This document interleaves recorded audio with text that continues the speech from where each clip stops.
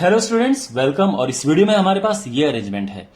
यहां पे क्वेश्चन ये है कि हमें ए और बी के बीच का पोटेंशियल डिफरेंस बताना है, साथ में बी और सी के बीच का पोटेंशियल डिफरेंस बताना है।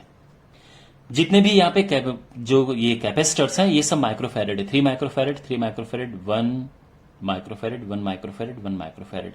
यहां पे 2 रेजिस्टर्स भी लगे हैं और ये बैटरी है। So let start. तो 2-3 बातें आपको यहां पे समझनी है।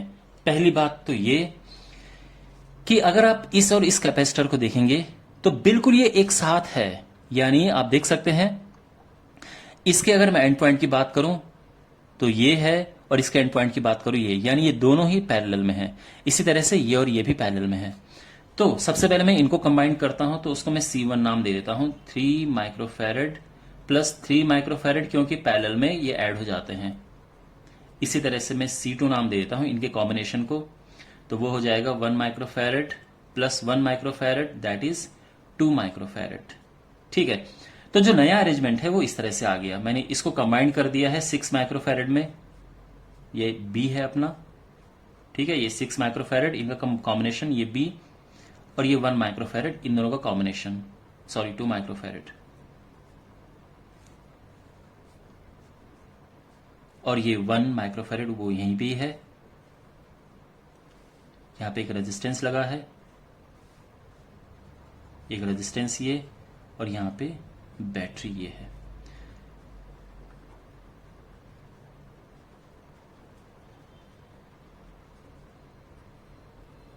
तो पहली बात तो आपको ये समझ आ गई कि ये दोनों पैरेलल में थे, हमने इनको शॉर्ट बना दिया है। दूसरी बात ये है, सिंस ये पॉइंट ए है तो ये भी ए होगा। ठीक है, अब यहां पे एक और बात समझो, कीप इन माइंड। आपको ये लिखना है इन स्टेडी स्टेट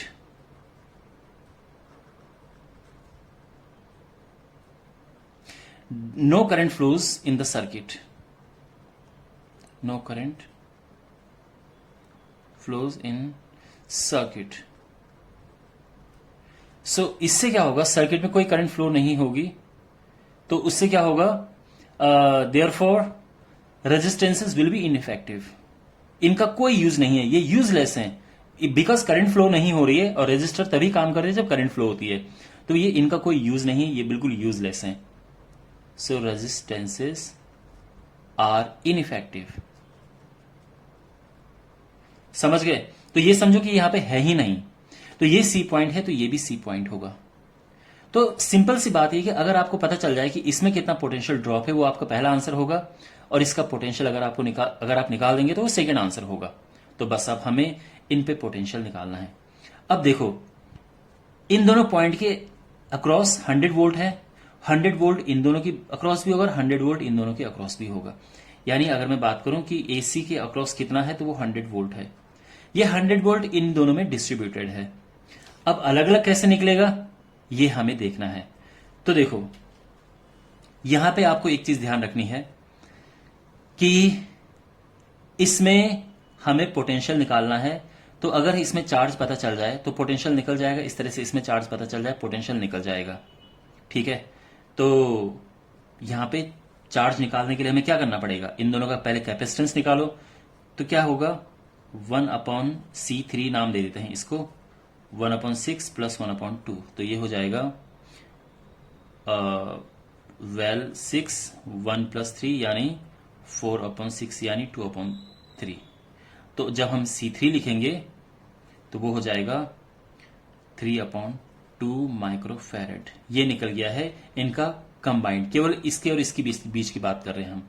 इसका मतलब इसमें कितना करंट है, इसमें कितना चार्ज है, इसमें कितना चार्ज फ्लो हो रहा है, तो वो हो जाएगा CV करके निकल जाएगा, यानी C3 इंटू V जो AC था, C3 है अभी हमने निकाला 3/2 माइक्रोफैरेड, और जो इसमें आप जानते हैं 100 वोल्ट है, तो ये हो जाएगा कट के 150, ये कटा 50, 150 माइक्रोकूलम। यहां तक क्लियर हो गया?